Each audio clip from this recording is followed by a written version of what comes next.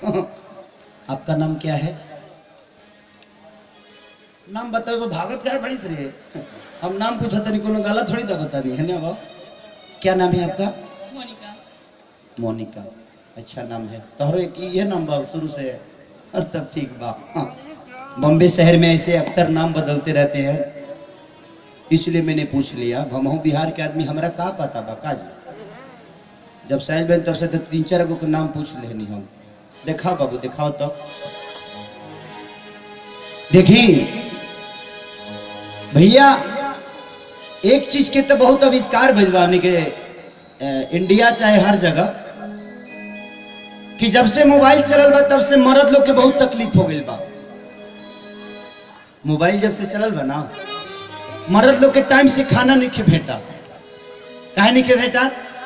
ऐसे जो मेहरारू बिया देहात के बिहार में, अब मर्द बड़े बॉम्बे 12 बजे रात के फोन करते रही सर, क्रिंग क्रिंग, मर्दा फोन उठाते, हेलो। मौगी पूछती है के बोलता, मर्दा कहता तार भतार।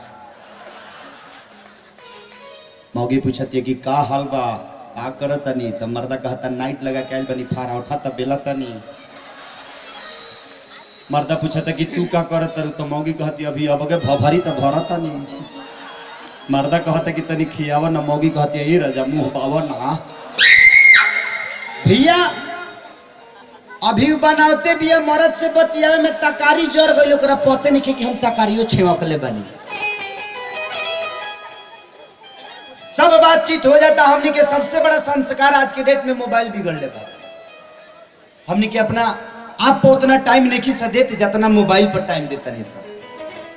अगर उतना टाइम निकाल के अपना भविष्य खातिर सोची जा तो शायद खेसारी लाल यादव भी आज बहुत बड़ा कुर्सी पर बैठ गया होता। हमारी भी कमजोरी मोबाइल है, मैं जब समझ सकता हूँ। ऐसा नहीं कि हम कोनो दूध के धोल बनी, हम खेला करी ले। आजकल के जमाना में हमनी के अपना बेटा बेटी के भविष्य खुद बिगाड़ता नहीं जा। ओकरा के इंटर में नाम लिखा गई, चाइना के मोबाइल दिया गई। अब देखी पहले के प्यार होते 3 साल लग जाए, 4 साल लग जाए, प्यार के पते न चली। लड़की चल जाए ससुरा, लड़का नैहर में केचुर छोड़ दी। चिट्ठी फेंके के लड़किया लगे तले चल जाइए, ओकरा भाई लगे मार के मैं लभ बिगवा देता वहां से। आजकल ऑटोमेटिक सिस्टम हो गई बा। लड़की के नंबर पर लड़का लगे, लड़का के नंबर पर लड़की लगे, मैसेज ठोकले बा।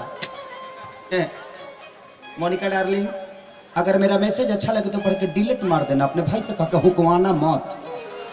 लड़की चलाक पिया कहती भी मैं भी तुमसे बहुत प्यार करती हूँ, तुम्हारे लिए मर तो नहीं सकती लेकिन जी भी नहीं सकती। प्यार हो गई तो हमनी के अपना बेटा बेटी के जिंदगी खुद बर्बाद करता नहीं जा मोबाइल देके। ऐसा सिस्टम आ गया मोबाइल में कि लड़का लड़की पढ़ाई का करियन जा।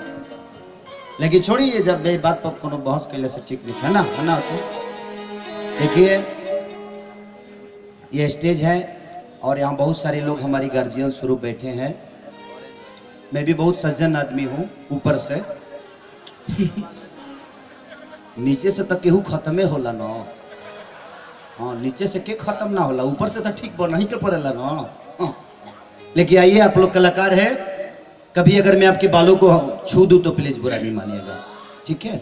हम बाले छुए, अब नोचबो करी लो, हम ढीलो हेरी ले। आई एगो औरत है, यही बॉम्बे शहर में एगो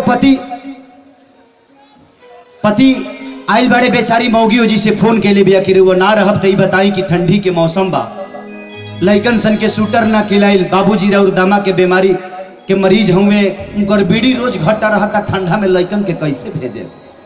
और दिया बड़ा वियोग में एगो बात कह दिया,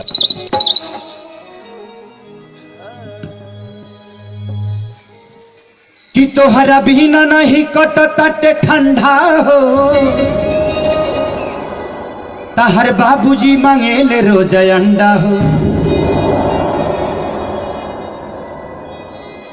कि लइका बाड़े छोटे बोला और के करा के भेजी, कि मन करे राजा ऐसन भातारे हम तेजी। औरत कहती है भैया अरे कि हमरा के तड़ी पाके तनी को बढ़ा देबो। अरे मोरे रामा होशिया, अरे कि हमरा के तड़ी पाके तू बोला न का पैबा ए रजऊ घरे आईबा कि ना आईबा। मेहरारू घर ये जी नहीं का तहार वियोग बुझ सकतनी हम, बुझ सकतनी हम वियोग। बुझाता जे हच गच दे धले लेबा नटिए उनको और हचे नु हो गच दे नटी जहां धइल उसकी नाली में बैठ के नेटवर्क ढूंढे लगले बोटा फोन की गोटा फोन। 1 2 3 4